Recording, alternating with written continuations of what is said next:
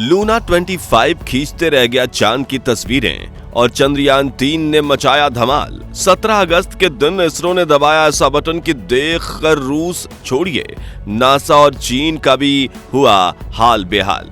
दोस्तों, भारत का चंद्रयान 3 दहाड़ मारते हुए अपने मिशन के हर पड़ाव को पार करता जा रहा है और अब खबर आ रही है कि 17 अगस्त के दिन इसरो के वैज्ञानिकों ने चंद्रयान 3 के साथ ऐसा काम कर दिखाया है जिसे देखकर दुनिया की स्पेस एजेंसी के वैज्ञानिक हक्के बक्के रह गए और चंद्रयान 3 के पीछे लूना 25 छोड़ने वाले रूस ने तो मानो अपने सारे हथियार ही छोड़ दिए। यानी अब रूस के पास चंद्रयान 3 को पीछे छोड़ने की कोई उम्मीद ही नहीं बची। तो आखिर 17 अगस्त के दिन चांद पर ऐसा तो क्या हुआ जिसे देख दुनिया में हड़कंप मच गया है और क्यों इसरो ने चंद्रयान 3 के 2 कदम पीछे खींच लिए हैं।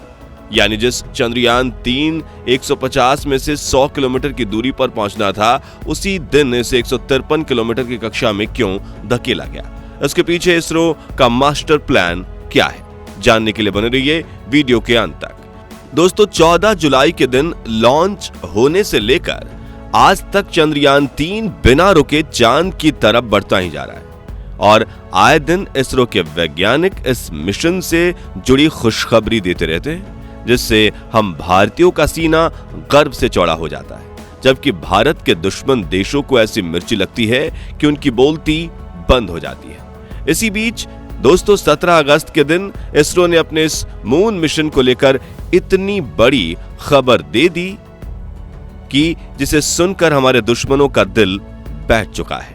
जी हां, 16 अगस्त के दिन 153 किलोमीटर गुने 163 किलोमीटर की कक्षा में प्रवेश करने के बाद चंद्रयान 3 बिजली की रफ्तार से चांद की तरफ बढ़ रहा था। इसी के साथ इसने सभी लूनर बाउंड मैन्यूवर्स पूरे कर लिए थे और अब सिर्फ लैंडिंग की प्रक्रिया ही बाकी थी और हम ये खुशी मना ही रहे थे कि 17 अगस्त को इसरो ने ट्वीट करके कहा कि चंद्रयान 3 का टेक्स्ट मैसेज आया है, जिसमें कहा गया है, thanks for the ride mate, set the lander module. Lander module successfully separated from the propulsion module. यानी इसरो ने अपने ट्वीट में कहा कि चंद्रयान 3 मिशन के लैंडर मॉड्यूल ने अपने दोस्त प्रपल्शन मॉड्यूल को इस लंबे सफर के लिए धन्यवाद देते हुए टाटा बाय बाय कर गया है।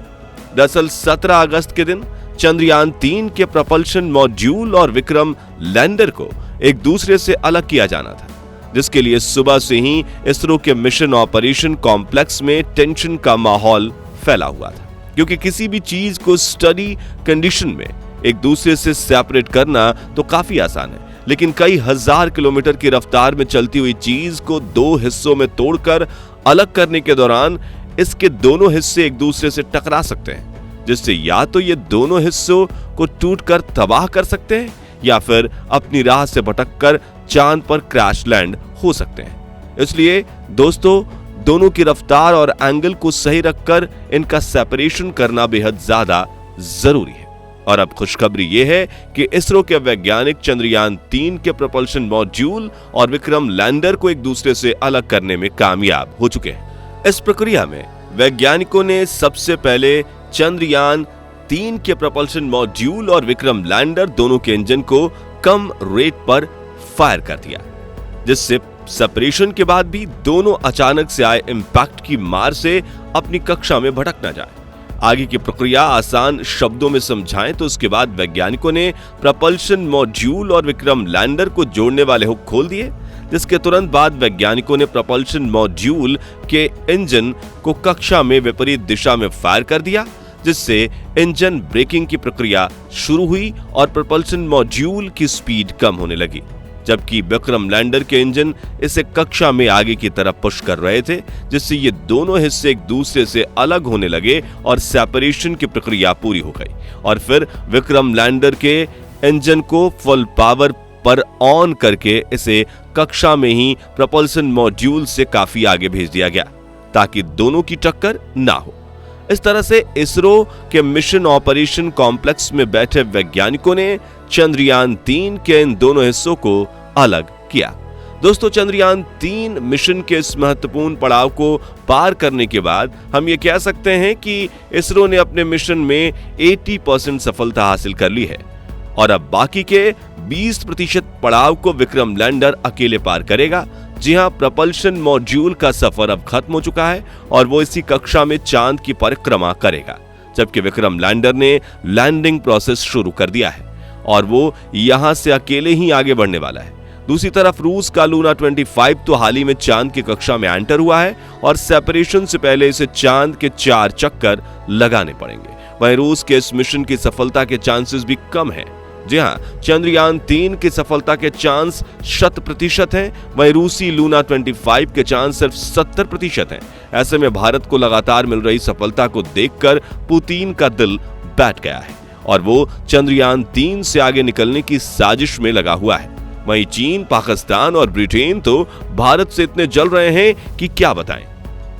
इसी बीच इसरो के एक्स चेयरमैन K-Sivan ने चंद्रयान 3 को लेकर एक ऐसा बयान दे दिया है जिसने इस आग में घी डालने का काम किया है। दरअसल एक मीडिया इंटरव्यू में उन्होंने कहा कि 23 अगस्त की तारीख ऐसी है जिसका हम इंतजार कर रहे हैं। चंद्रयान 2 ने भी अभी तक की सभी प्रक्रियाएं पूरी की थी, बस लैंडिंग के वक्त एक दिक्कत होने की वजह से वो सफल नहीं हो पाया था। आगे उन्होंने कहा कि चंद्रयान 3 की लैंडिंग को लेकर चिंता तो जरूर होगी, लेकिन मुझे पूरा भरोसा है कि यह सफल होगा, क्योंकि हमने अपनी पिछली गलतियों से काफी कुछ सीखा है और हमने इस बार लैंडिंग मार्जिन को भी काफी बढ़ा दिया है। इसलिए मैं चंद्रयान 3 की सफलता को लेकर कॉन्फिडेंट हूं।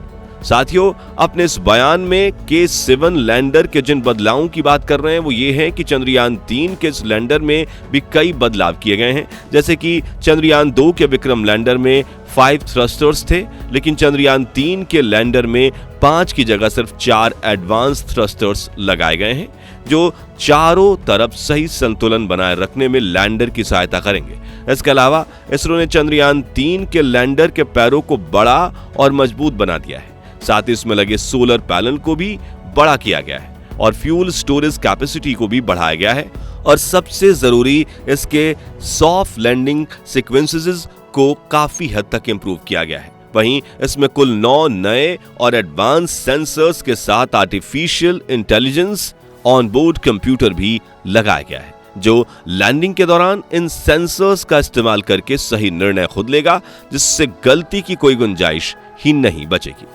इन सभी बदलावों को करने के बाद विक्रम लैंडर की हजारों सिमुलेशन चलाकर टेस्टिंग की गई है, जैसे कि इसे चांद जितने ठंडे तापमान में टेस्ट करना, चांद जैसी सतह पर लैंडिंग करवाकर लैंडर के पैर की मजबूती टेस्ट करना वगैरह। वहीं चांद पर इसकी लैंडिंग साइट को भी बदलकर पहले से बड़ी जगह चुनी गई है, जहां कम क्रेटर, पहाड़ और सतह भी कम उबड़ खाबड़ है। वहीं सोलर पैनल चार्ज करने के लिए यहां सूरज की रोशनी भी सही आ जाती है। साथ ही इसकी लैंडिंग वेलोसिटी भी कम कर दी गई है, जिससे लैंडिंग के दौरान इसके पैर पर ज्यादा दबाव नहीं पड़ेगा। यानी कुल मिलाकर उन सभी समस्याओं का निवारण कर दिया गया है जो चंद्रयान 2 के लैंडर की लैंडिंग के दौरान आई थी। खैर, इससे आगे के सफर की बात करें तो 18 अगस्त को विक्रम लैंडर चक्कर लगाते हुए अपनी थोड़ी और निचली कक्षा में आया है और 20 अगस्त के दिन 100 × 30 किलोमीटर की अंडाकार कक्षा में प्रवेश करेगा, जहां पर अगले 3 दिन बिताकर यह अपनी लैंडिंग साइट का दौरा करेगा।